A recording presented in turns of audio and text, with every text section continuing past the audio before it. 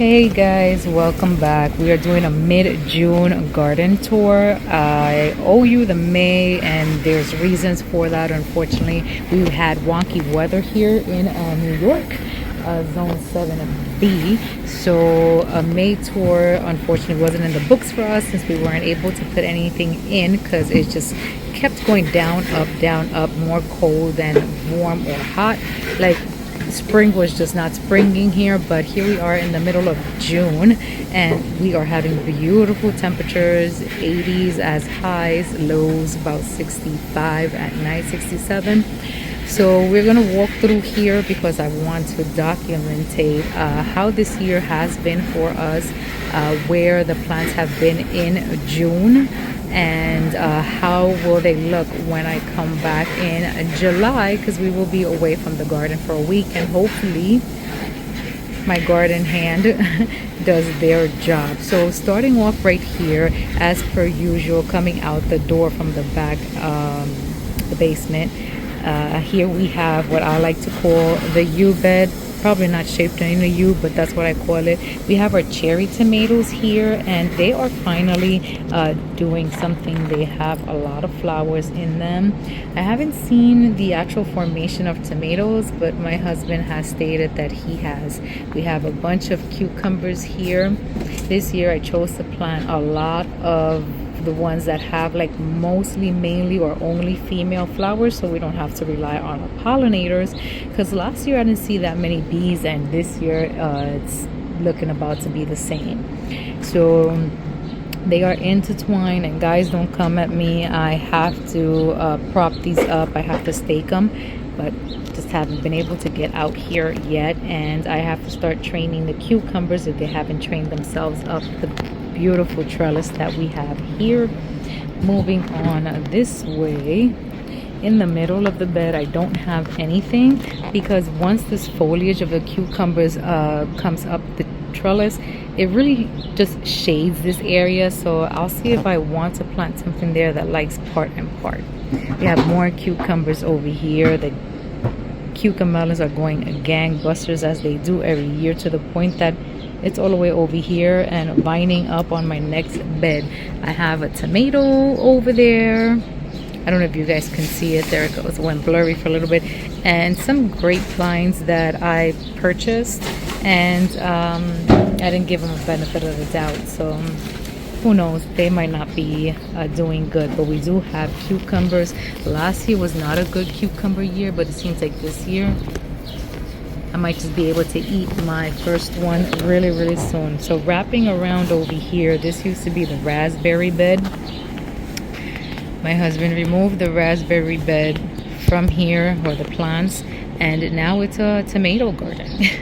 And our tomatoes are flowing. We have a little bit of everything between cherry, indeterminate, determinate, and semi-determinate.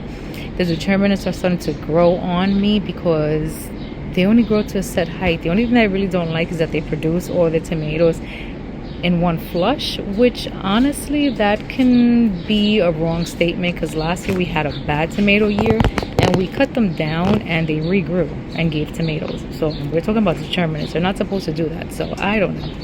We have our blueberry bushes over here, and they are all together. Those are all 4 different varieties, and I've already had a handful of blueberries, and that's pretty early for us here. It might be the variety, but they are really sweet. This year I chose to try again a squash and a zucchini. I have one that's called scallop. I don't know if it's the white or green one. That's new to me, but it's been 16 years since I haven't grown any type of any type of zucchini, because I just don't want to deal with the squash bug. But we'll see what happens this year. We have blueberry jungle over here. We have the echinacea. Everything that I planted in January, we're not going to talk about it, didn't make it. But we have a little blueberries here, and she's loaded, and they're really sweet. So the garlic is still in. I'm starting to pull some garlics out. I pulled out all the garlic that I had in the front that was soft neck. They did pretty good. I have a picture of that. Go to the socials so you can see that.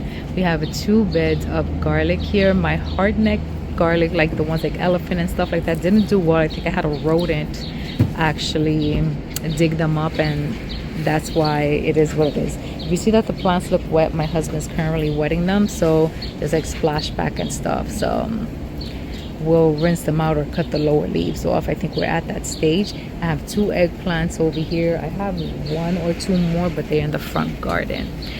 And I did pull out 2 testers for the garlic, the ones that I have here, and this is what they're looking like. They look pretty good. One is an elephant garlic, so it's really sad. I think it's this one. It did have 2 corms, so I pulled them out and left them in there. This one is also hardneck, but it's just a different variety. And as you can see, I have 3 leaves that are currently dying and a lot of yellowing on the top leaves. So based on that, I'm probably going to end up pulling all the garlic. Behind it is going to be tomato plants. I have a lot of tomato plants still that have to go in. I'm going to consider those as the second flush of tomatoes. Even though they were all started at the same time, they're just not in the ground. They're still in the red solo cups in the front porch. But I think I'm gonna pull all of these, amend and plant the tomato plants, because like I stated, we will be going away, and I rather leave tomato plants unattended than leave my garlic unattended. I've devoted a lot of time into this, and I'm not about to lose that crop. Over here, I think this is the only thing that has survived from the planting in January. These are 2 Rebecchias, and they are doing beautiful. It was a touch and go there when I first planted them, but they're looking really good. Over here was a garlic bed, another tomato bed. We have tomatoes all over. It's like a tomato forest. If I can pan you guys around, it's literally a tomato forest, but we do have a lot of blooms, and yes, they need to be staked. I'm not worrying about that right now, but this is what they are looking like. This one looks like it's gonna be one of those, what is it, fasciated tomatoes, but I'm just gonna let it be. Back there I have all my determinants. Here I think it's a mixture in between some determinants that I had left over and indeterminates. The green stalks are not green stalking, they're just bare. We brought strawberries, and yeah, they didn't do too good. So over here, usually I have 2 beds that are indeterminate. This year we just did 1. So these are indeterminate all here, and they are doing beautiful. My husband has actually been keeping up on the watering. He has this new system going on, and it's working. Plus, you know, with the heat, plus us leaving, we want to make sure that the soil is not saturated to the point that it's coming out of the beds underneath, but wet enough so that if we leave and water doesn't happen, hopefully, you know,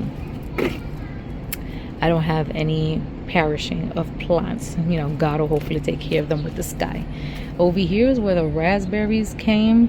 My husband's like, oh, we're not going to get any raspberries this year. We're probably not going to get as much since most of the canes were kind of cut down, but we do have bunches back there. And even if I get a handful, just for everything that these raspberries have been through this past couple of months, I'll take it. I'm just happy that they are still alive and kicking. All right, over here we have some pepper plants. I put my spicy peppers over here. By spicy, I just mean jalapenos. Those are store-bought. Those came from Home Depot because my jalapeno died on me. This one I grew. This is cayenne, I think, if I'm not mistaken, and this one looks really, really pitiful. It's trying to do something, but I'll be surprised if it makes it out of it. All right, over here close to the shed, another tomato plant, another tomato bed, and these are all indeterminates. And can you see it is jungling, and it's not even July. So, you know, when they went in, they were already fairly advanced, fairly, I don't want to say leggy, it's just they were in the solo cups for way too long. And they rebounded. I'm very surprised they did, even though you see that there's a branch over there that's bent. I'll probably cut that off because that looks like a very overgrown sucker. I usually let my suckers go here. I don't like prune heavily besides just the bottom leaves, and we're at that point. We're at the point of staking and pruning, so hopefully the next tour they won't look this bad. Over here in this little tower that I have, the store brought thyme, the one farthest to you guys. That one I grew. I don't know what is it with thyme and oregano. They do good, they pass away, it is what it is. So we repurchased another one. This green stalk here is where I put the bare root strawberries. Not doing good. The only one was this one, and I think this one's from last year. The other ones, I mean, you let me know if I did something wrong. I put the crowns above. Maybe I didn't wet them. I have the slightest idea. All right, over here is, like I said, we have the squash and the scout squash. They are doing good. This one actually has a baby there, but hasn't been pollinated yet. This male flower was the first one that opens, and as you can see, it fell off because it's no longer with us. So we'll see if pollination happens. I'm either gonna have to hand pollinate or just hope and rely on bees if there's any around. We have the peppers over here. The peppers, oh my god, the peppers. At one point I thought I was going to go to Home Depot and buy all new peppers because these have been looking rough. I had, I think, 2 of them die on me. And the YOLO over there that you see, that's struggling. But the heat is coming, and you know, hopefully they'll rock and roll with that. We have our peonies over here. Usually the peonies are the first things to flower, but this year you see it has the little bud, but no flowers came of it. So I don't know if it's late or if it's just not going to produce and it needs the greenery for energy. The lilies are doing amazing. I got a picture of this right here so I can see them all in bloom, but waiting for the rest to bloom. 1 or 2 is already on its way out, so this will be gone before I leave. And I'll probably put a tomato plant in between. I usually like to do that, but then I saw that these snapdragons self-seeded themselves. I didn't do it, they did that themselves, and those were from store-bought snapdragons, because I've never really had luck with any of that, like the tiny stuff. Over here I have a store-bought oregano, because like I was saying, I don't have luck with oregano. So another store-bought, and this one honestly has been touch and go, so I have to cut this off right here. We have these sprigs here. I don't know if it's the water, the soil that gets to it, or if it's just too hot and this, you know, contraction that I have here doesn't hold enough water. The eucalyptus, this eucalyptus I grew from seed. It's the silver dollar, and it's struggling. Rosemary also purchased from Home Depot, because my rosemary one that I had, it just dried up along with all my lavender and all that stuff. But you know, this is what the garden is pretty much looking like in mid-June, just to make a mental note. And we'll see what July brings. We'll see what happens after I come back from vacation and I show you guys what is going on. Because if this is what July looks like, I could imagine July, and I could imagine August. It's going to be a struggle to keep these tomato plants off of the floor, because mid-July and they look crazy. But thank you for being here. We'll see you on the next one.